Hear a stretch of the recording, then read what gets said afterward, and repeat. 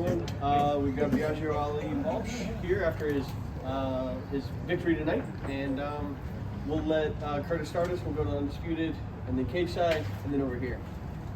Everybody good to go? Cool. All right, well, Biaggio, congrats again on the win. Obviously got to feel good, and I just want to get your first thoughts on your performance tonight and how the fight played out. Thank you first, and yeah, I always kind of start off kind of hot, you know. And my coach always says, calm down, be patient, be patient. Was patient. There was a time where I fainted, and I saw his right hand go down, and in my head I'm thinking, okay, it's the perfect time to throw a hook because obviously it leaves that side of his head open.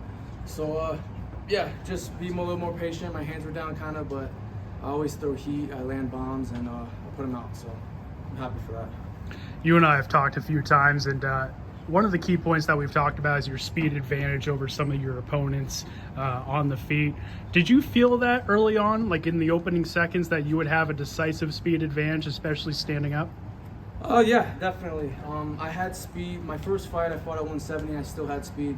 So, you know, going down, it's probably going to be a little bit faster even. So, yeah, I knew I had speed. I knew I was all around better than him. So, yeah, going into the fight, I was super confident. Last fight I had, I was kind of looking at him right in the eyes, and it left me distracted. And as soon as the fight started, I was looking at his eyes, and then I had to remind myself to look at the chest. That way I could see everything going on. So, yeah, a few adjustments. I'm just trying to get better each and every fight. Last question for me. I want to get your thoughts on, you know, what your team has really meant to you in this process. Obviously, working with a lot of veterans down there at Extreme Couture. Just kind of want to get your thoughts on that. It means everything to me. You know, I'm super, super blessed and grateful to be at Extreme Couture. I have a team of coaches that are unbelievable. You know, my head coach, Dennis Davis, Eric Nixick, James Gifford, Eddie Baracco. These are all just tremendous coaches, and they work with some of the best in the world. My teammates as well, you know, Maz Burnell, Nicholas Mota, he's fighting tomorrow in the UFC. He's an up-and-coming lightweight. Blake Monty, he's still an amateur, but he's up-and-coming too, and the dude's a beast. Jeremy Kennedy, Kai Kamaka. There's just so many teammates that I work with that are just so helpful to my game, and yeah, I'm super grateful to be at Extreme Couture. Congrats, man. Thank you. Thank you. So, Undisputed? Roll ball, Undisputed. Did you float like a butterfly, stick like a bee when you threw that over here, right? I definitely stung. I could have floated a little more, but yeah, definitely stung. And just following up on what he said, just the crisp and the beauty of the hands when you caught him. You know, when you were training your striking, did you kind of sneak off and be like, okay, let me pop some tapes of Granddaddy. Let me see how he did it. See what's going on here. Before I was fighting, I always watched my grandfather. He's like a superhero to me. You know, growing up, you know, when you were a kid, you don't really understand or grasp the impact that he really made on the world. But as I got older, I started to kind of understand a little bit more and more, and I'm still learning, you know. I'm only 24, so but yeah, like I've been watching his tape throughout my entire life. He invented the rope-a-dope, and that's how he defeated George Foreman when the entire world thought that he was going to lose that. Yeah, he's a superhero to me. Now you got to cut the promos now. Now we got to hear you, you know what I'm saying, got to hear the Ali trash talk. That's the only thing we're missing now. It's what's crazy is he did all the trash talk, and I don't really need to do the trash talk because I let my hands talk. There you go. Okay. Curious, you know, training at Extreme Couture, is it more pressure when you know that Randy's out there calling the fight, knowing that his name's always attached to the gym? Yeah, no, I definitely want to impress Randy. You know, I train at his gym. I first met Randy when I was like 11 years old, and just, it's ironic that I'm now training at his gym. So it's crazy how life works. You know, God's plan is always the best plan. We think we know things and we don't, but God is all-knowing. So, and I'm just super faithful to God and have a great relationship with him, and I think that's why there's so much success. And then I want to ask, you know, in regards to your grandfather, you had a pretty big moment in Atlanta, not too far from here, lighting the Olympic flame and all that. I mean, did you go out there? Were you aware of that? Just talk to me. No, I knew he lit the torch out here. My brother actually fought out here, I think in 2021. We stayed at the Omni, which was right by the park, I think, where the Olympics were. they got a tour over there. I think I was either sleeping or eating, so I missed it, unfortunately. But yeah, I think that moment in '96 was when the world kind of saw his disability and whatnot. So it meant a lot to win this fight. Yeah, sorry. Over here and then over to the other side. First off, congratulations on the win. Thank you. What has the opportunity to fight in the PFL meant to you? It's meant everything.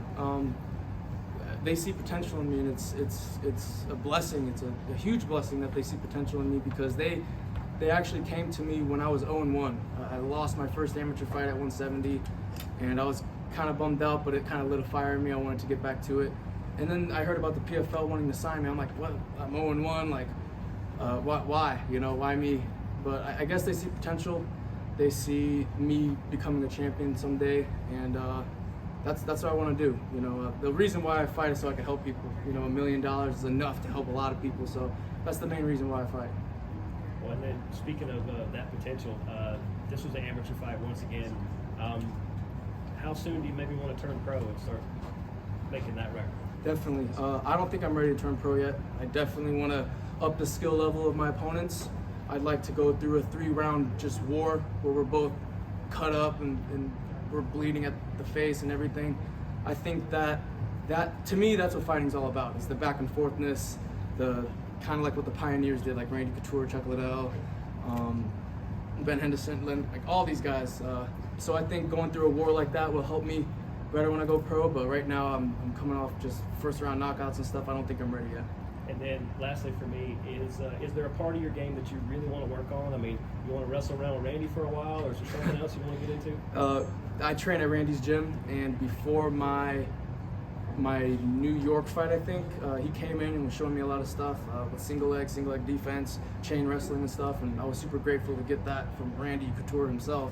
So yeah, actually throughout my camps, most of what I do is wrestling and grappling. I do striking maybe once, twice a week, and then spar, but throughout my camps, every camp that I've had, ever since my second fight, I've only been wrestling and grappling.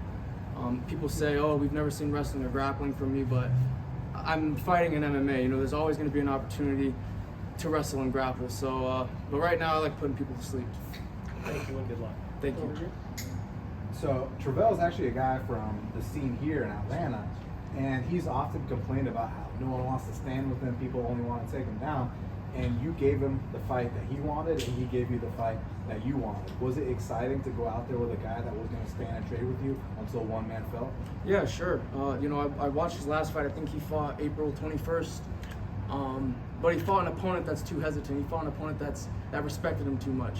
I want to walk you down, and I want you to taste my fist. So I don't think he's used to an opponent like that. That's why I knew going into this fight that he's not going to be ready for me. So one of these guys asked you a great question about how you got some great pop on your punches, but more importantly than that, you also got that dog in you. When did you first realize that, you know, you're not just, you know, a good technical guy, you're also a real fighter at the core? Yeah, I actually, there was a moment where I thought I had that same thought actually. Before my first amateur fight, I was helping Maz Burnell, one of my teammates and great friends, get ready for his fight. And he needed a sparring partner that would spar with him, because a lot of guys say no. So I said, yeah, I'll do it. And we went in the cage and we did 5-minute rounds, basically a title fight. And he just whooped my ass. I mean, he dropped me like 3 times with liver shots. And I remember there was a moment where he said, hey, like, you don't have to be a superhero. Like, we could be done right now. And I was like, no, like, you're not gonna make me quit. And I think at that moment, that's when I kind of knew that I had a little bit of dog in me, because he's top in the world in Bellator. So yeah, I think at that moment, that's kind of when I thought that I had the dog in me.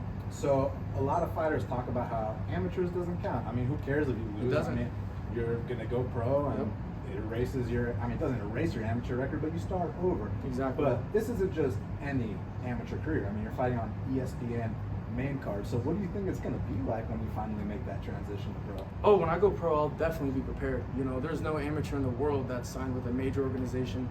There's no amateur in the world that's in front of all of these cameras, doing these interviews, flying to Atlanta, doing ABC, CBS, Bleacher Report, all these stuff in one day, fighting on ESPN on a big stage. There's no amateur in the world getting that. And I'm blessed enough to get that kind of experience. So by the time I go pro, it's gonna be second nature to be in front of all these cameras and whatnot. And I mean, I was doing this kind of stuff when I was 14 years old in high school football. So I believe that everything happens for a reason. I believe that this is all happening so that I can become a champion. Congrats, man. Thank you. Right here in the middle. So you obviously just touched upon being prepared, excuse me, for going pro, and you said you're not going to go pro yet. So what is next? What's your next step? Do you have an eye on some fight, something you're looking to do next? What do you got? What's next is I'm just gonna get another fight. My goal right now is just to get as much experience as possible. I think each time that I step into the cage, I feel a little bit more comfortable, a little bit more comfortable, a little bit more comfortable than the last time. So yeah, just get another fight and just get as much experience as possible. Definitely up the skill level of my opponents as well too, so that I'm tested even more, and maybe it goes to the second round or third round, and who knows, maybe it's a brutal war. But yeah, the plan is just to get another fight and get another fight, and then sit down with my coach and see what he thinks is next. Awesome, thank you. We had obviously your brother at cage side and Flavor Flav as well, who's close to all of them. Could you hear those guys? Like, they were right in there, and Yeah. they were like extra quartermen pretty much. Yeah, no, couldn't hear him. The only person I can hear is my coach. But obviously, it's pretty special to have guys like that, in your corner. I mean, they've been there for pretty much all of your fights so far. Yeah. Right? Yeah, my brother's super supportive of me. He'll never miss one of my fights. I'm super supportive of my brother. I'll never miss one of his fights. What we're doing, we understand that we both have the pressure of Muhammad Ali's grandson and stuff like that. So we're very supportive of each other. I've always supported him in boxing. Even when I was playing football, he was super supportive of me. But yeah, me and my brother, we have a great relationship. Flav, he's an awesome hype man. So I saw him today. He came by my room in the hotel and he was hyping me up, and I'm like, oh, I want to go now. He's really good. He brings such good energy. So yeah, I'm thankful for them. Best hype man of all time, maybe? Oh yeah, 100%. All right, Biaggio, first off, congratulations on your win. You have always been kind of outspoken about your faith. Walk me through a little bit of how that's changed your mindset and how you've grown through that. Yeah. It helps me because it lets me know what's really important. I don't believe that this life is it. I believe that after this life, you're either going to go to a good place or a bad place. I want to secure going to a good place. And how do you do that? You have a great relationship with God, and you give to your neighbor, you love your neighbor, you spread love, and you help people who need it more than you do, and stuff like that. And that's what my faith tells me. I was born Muslim, I grew up Muslim my whole life, and just recently I was getting a lot more close to my faith. I've been reading the Quran lately. I was actually reading the Quran in the back, and it reminds me and tells me what's really important. And yeah, and it helps with the pressure as well. The cameras, the lights, the people talking about you, all that stuff. It doesn't really matter at the end of the day. I'm gonna die alone, as dark as it sounds, but I want to make sure that I go somewhere good. So that's the reason why I fight too. I think one day I'll be champion. One day I'll win that belt and win $1 million. And with that, maybe I can start my own charity. Maybe I can go around and give to homeless like my grandfather did. And yeah, so that is why I'm so faithful, I think. That's a great answer. Yeah. You talk a lot about your brother. You guys have taken a little bit of different paths. Do you see yourself, crossing over to boxing at all, or is this going to just be mixed martial arts for now? Nothing's impossible. We've seen MMA fighters after their MMA career go to boxing. I'm not saying that that'll never happen. You can never say never. But right now, I'm only an amateur in MMA. I'm not even pro yet, so I'm in MMA right now. I'm gonna be in MMA for a while. Maybe after my MMA career, I do a couple exhibitions or something. But yeah, it's possible. It's not impossible. Well, thank you so much. Again, congratulations. Thank you. Congratulations on your victory. Thank you. Everywhere you go, like you just pointed out, your last name gets brought up. Mm-hmm. How do you guys handle the extra pressure, the criticism? Like, you're an amateur right now, and all eyes are on you. People are talking about you. They're scrutinizing every move you make inside that cage. What do you do, and how do you handle all that? Again, kind of like answering his question, it's my faith and just knowing what's really important. That's what helps me a lot with the pressure, because there is a ton of pressure. I'm only an amateur, and there's all this media about me. There's all this talk. There's all these questions about when I'm going to turn pro. I'm in front of how many cameras? So as an amateur, right? So I think just going back to my faith and understanding what's really important, why I'm doing this, that's what helps me deal with the pressure, and it helps me a lot. You know, I always tell myself before I fight, and even recently too, like, I'm ready to die in there. You know, I'm ready to meet my maker when I go in there. And doing that, it kind of puts me at peace too, because it allows me to take more risks.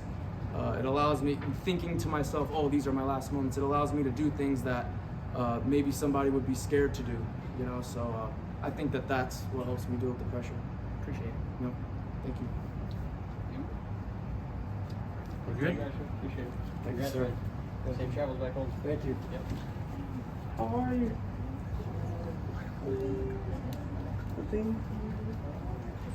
When did you come here?